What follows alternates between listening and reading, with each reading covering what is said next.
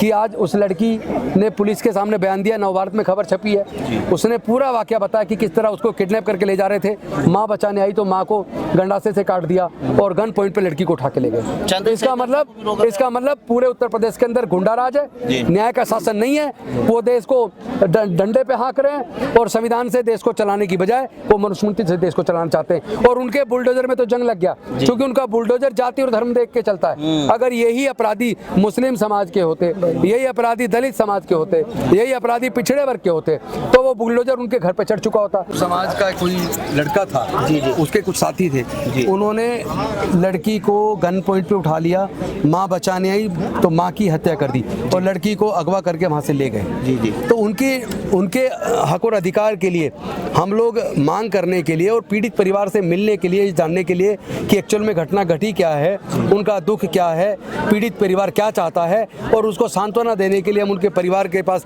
मिलने जाने के लिए हमने एक दिन पहले शाम को मेरठ के एसपी को चिट्ठी लिखी, जिसमें हमने कुछ मांगे भी रखी, जैसे कि पीड़ित परिवार को 2 करोड़ का मुआवजा मिले, परिवार के एक सदस्य को सरकारी नौकरी मिले, उनको गन का लाइसेंस मिले, उनको सिक्योरिटी उपलब्ध कराई जाए, और उस केस में मुलजिमों को 24 घंटे के अंदर गिरफ्तार करके टाइम बाउंड मैनर में इन्वेस्टिगेशन कंप्लीट करके चार्जशीट दाखिल हो और 6 महीने के अंदर फास्ट ट्रैक कोर्ट में केस चला के सजा सुनिश्चित कराई जाए। तो ये मांग पत्र के साथ हमने ये भी एसपी को कहा कि कल सुबह 10 तारीख को मैं पीड़ित परिवार से मिलने के लिए आ रहा हूँ, आप वहाँ कानून लॉ एंड ऑर्डर सिचुएशन के माध्यम से हमारी मदद कीजिए। हम वहाँ गए, लेकिन मेरठ टोल पे हमें रोक लिया गया, जबकि मेरे साथ सांसद तनुज पूनिया जो एससी डिपार्टमेंट के उत्तर प्रदेश के अध्यक्ष, वो भी मेरे साथ थे, प्रदीप नरवाल हमारे जो प्रभारी हैं उत्तर प्रदेश के सह प्रभारी, वो भी मेरे साथ थे। और वहाँ पुलिस ने हमें, वहाँ सर्कल ऑफिसर सीओ ने और एक इंस्पेक्टर ने कहा कि आप आधा घंटा रुकिए, हम आधा घंटे बाद आपको लेके जाएंगे। लेकिन आधा घंटे करते करते 2 घंटे लगा दिए, और 2 घंटे बाद वहाँ पर हमने देख के बड़ा ताजुब हुआ, एसपी और एडीएम आए और आगे कहा हम आपको जाने ही नहीं देंगे, धक्का मुक्की करने लगे, बदतमीजी करने लगे। हम वहाँ धरने पे बैठ गए कि हम तो मिल के जाएंगे, और 2 घंटे हम धरने पे बैठे रहे। उसके बाद हमने तय किया कि अगर पुलिस हमको मिलवा नहीं रही है तो हम इसको जन आंदोलन बनाएंगे, पूरे देश का आंदोलन बनाएंगे।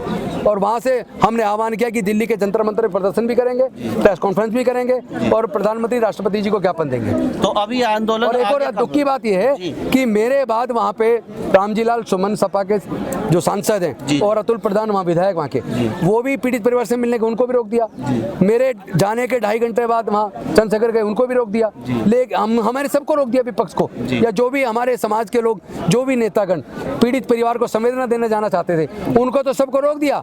लेकिन बीजेपी के नेताओं को सहसम्मान दूल्हे की तरह वहाँ की पुलिस लेके गई और ले जाके बाकायदा उनको परिवार को मिलवाया। मैं तो मुझे संदेह है क्यों मिलवाने लेने गई या उन्हें डराने गई, ताकि पीड़ित परिवार को डराए धमकाए जैसे कि उनको बयान को बदलवाया जा सके। लेकिन धन्यवाद कि आज उस लड़की ने पुलिस के सामने बयान दिया, नवभारत में खबर छपी है, उसने पूरा वाकया बताया कि किस तरह उसको किडनैप करके ले जा रहे थे, माँ बचाने आई तो माँ को गंडासे से काट दिया और गन पॉइंट पे लड़की को उठा के ले गए।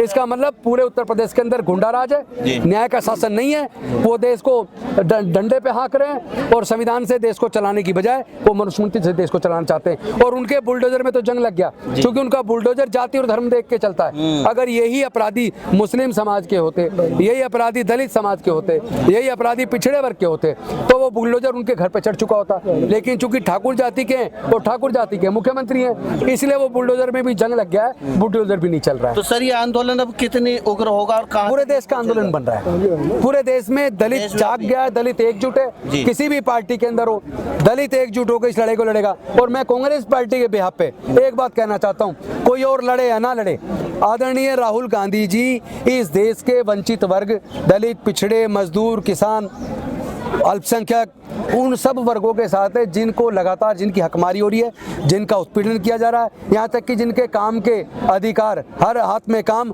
और काम के बदले में दाम का जो मनरेगा के माध्यम से जो काम की गारंटी दी थी, उसको भी मोदी जी ने छीन लिया है। तो इस लड़ाई को भी गाँव-गाँव में हमारी कांग्रेस पार्टी लड़ रही है और पूरा दलित समाज एकजुट होकर आदरणीय राहुल गांधी जी के नेतृत्व में वंचित वर्गों के हक की लड़ाई को लड़ेगा।